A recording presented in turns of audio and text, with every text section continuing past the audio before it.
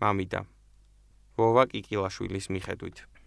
სიტყვა მამიდა ალბათ მარტო ქართულშია, ამიტომ ქართული ბავშვის ცხოვრებაში მამიდას განსაკუთრებული ადგილი აქვს. მეც ძალიან მიყვარდა მამიდაჩები. ვფიქრობ ამის მიზეზი ისიცაა, რომ მამიდებმა უფრო კარგად იციან რა გვინდა. მერე რა რომ ჩვენგან შორს ცხოვრობენ, ყავთ შვილები, შვილიშვილები. მამიდა ჩემს ოჯახზე ძალიან ზრუნავდა. მამაჩემი მან გაზარდა. მამაჩემი რომ გადაასახლეს, ჩემი უფროსი და-ძმის პატრონიც ის იყო. ასე რომ მამიდა ჩემი ბებიაც იყო, როგორც მამაჩემის გამზრდელი. სამწუხაროდ არც ერთი ბებია და პაპა არ მახსოვს. მხოლოდ მამაჩემის დედის, მარო ბაბოს სახე მახსოვს.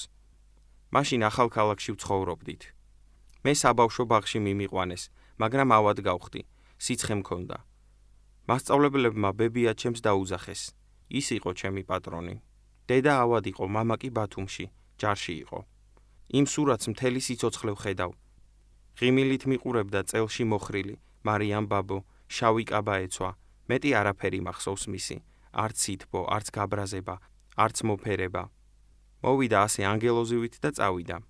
მერე მისი სახე მამიდის სახეს მაგონებდა. მამიდა მხოლოდ ზოგჯერ გაიღიმებდა. არა არ იყო ბრაზიანი. ასე გაატარა მთელი ცხოვრება, ხან ვისმარხავდა, ხან ვის.